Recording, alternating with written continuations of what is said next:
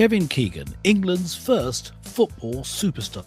Welcome to Mark and Pete. Some footballers glide. Kevin Keegan looked like he was chasing the last bus, and somehow he won everything. Yep, this is Mark and Pete, two blokes with half an opinion. Now, here's our first thought.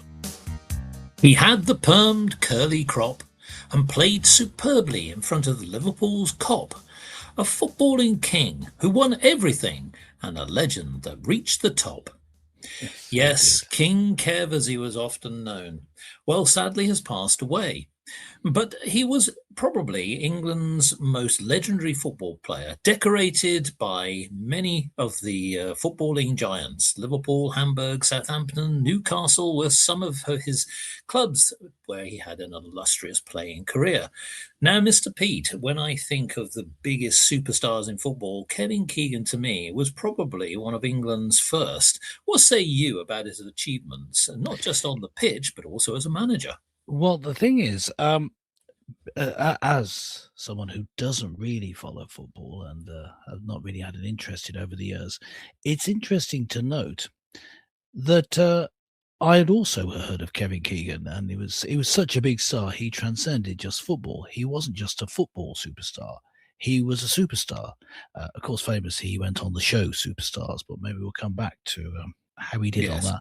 But as a footballer, he became so famous. He looked very stylish for the time, late 70s into the 80s, with his massive permed curly hair.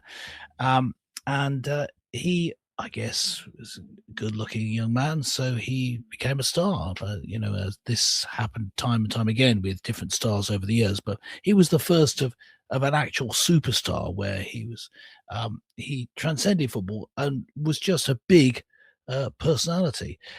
Now, you'll have to tell me more, most of the listeners will tell me more about his managing career, because I didn't think he did quite as well as that, although he was still he was still a popular chap. You can't say that he had a glowing career as a manager.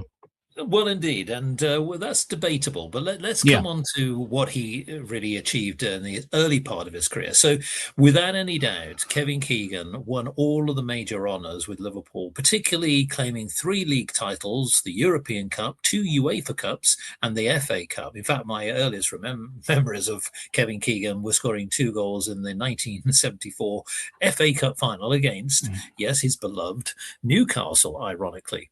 But he also went on to win the Ballon d'Or, which is, as many people will know in football, is the supreme accolade for any European player and global player. And he won it in 1978 and in 1979. And he remains one of only 4 English players to have won the award to date. So a great achievement. Yeah, now, he won it twice, as you say. Won it twice. Yes, correct. Now, the point here is that he did end his career quite early on. When he came back from Europe, having played for Hamburg, he played for Southampton and, of course, for Newcastle. But he felt that really he needed to sort of move on. Now, you mentioned about his playing career. We talked about that. And without any doubt, one of the things that struck me was that he transcended not just as a sportsman, but also as a superstar. Because as we all remember, for those who do remember adverts, he almost was like the Beckham of his day. He would appear on adverts, things like, Brute deodorant and things like that, the splash it all over. An aftershave, An aftershave. Now, the thing is, very few sports stars at the time ever reached that kind of status. And so not only did he give him financial rewards, but wherever he went, he was noted. He was a celebrity. And I think that we should sort of pay homage to him, not just for what he did on the pitch, but also what he did as a superstar. Now, you mentioned also about superstars. So in the 1970s, there's the well-known sports contest called Superstars. People from all, not just football, from all walks of life. So you'd have athletes, you'd have, weightlifters and many others. What Kevin Keegan himself amusingly used to sort of highlight is that there were 3 things that he was noted for. One was his permed hair. Yeah, I 2 was that he fell off his bike in Superstars. And 3 was his angst. against Sir Alex Ferguson when he said, I'd love it if we could win against them. Now, as we all Yes, know, I love it. unfortunately, as a manager, he didn't quite reach the heights as he did when he was a player. Now, this could be due to the fact that maybe some of his tactics were a little bit naive. Mm-hmm. Defensively, a lot of his England matches when he became an England manager did go awry. And similarly, again, that also translated when he was a club manager. But there's no doubt that a lot of people in the sport have given homage to him, and the eulogies have been very Yeah. positive. They thought he was a very kind man. He did a lot for charity, and he was very well respected. So I think we could say safely he is and was a superstar. Yes, it's interesting, isn't it? Because I believe I'm right in saying he, in assessing his own career, maybe he was quite a humble man, maybe an excess of humility, believed he made really the success that he had because he worked so hard. And Yes. now that's great, isn't it? Just being able to think that as a role model, someone who can There's a make it great quote from Mark Lawrence here. because I they think go, just on because that they were. point. Yeah, go ahead. Yeah, what is the Well, the Mark, former from a Liverpool commentator? defender, Mark Lawrence, Yes, yeah, who was a colleague of his, but the more yeah. important is this: he had time for everybody. He was talking about Kevin Keegan. You wouldn't say that he was completely gifted as a footballer, but he worked like stink to get himself even better and quicker. He was Yes. such a lovely man. It's a very sad afternoon. But the fact of the matter is, yes, he was industrious wherever he went. Yes, I mean, but I think it may be that he overstated that. I mean, he must have had quite a bit of natural talent to be able to He play did. at the level he did.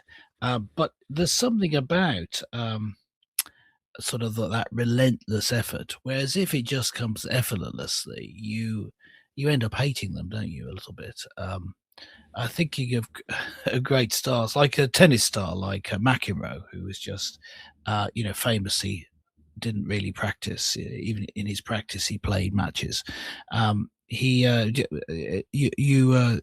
bit of arrogance that goes with that, certainly in England, doesn't come across very well. But someone who really works hard for their results is more admired. And I think that's something that we can look up to and be inspired by.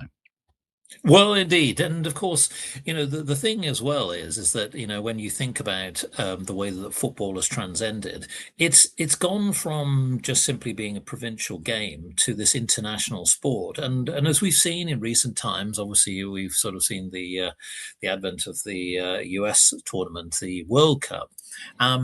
Kevin Keegan's sort of tenure in the national side as a player didn't go that well. Famously, when he was playing Spain, missed a golden open goal with a header, and still probably haunts everyone who's an England fan during the 1982 World Cup. But the fact is, you cannot get away from the fact that he's still loved. When you smile, when you think about Kevin Keegan, he was great on the pitch. He was great for entertainment as a manager. He was very well respected. Now, as sort of we think about this, Prince William, the patron of the Football Association, said, incredibly saddened to hear of the passing of Kevin Keegan, a truly remarkable footballer and a manager who inspired generations with his talent, passion, love of the game. Well, I think we can all say there's no doubt he was a superstar. And for all those who would have known him in this heyday, Kevin Keegan, you will never walk alone.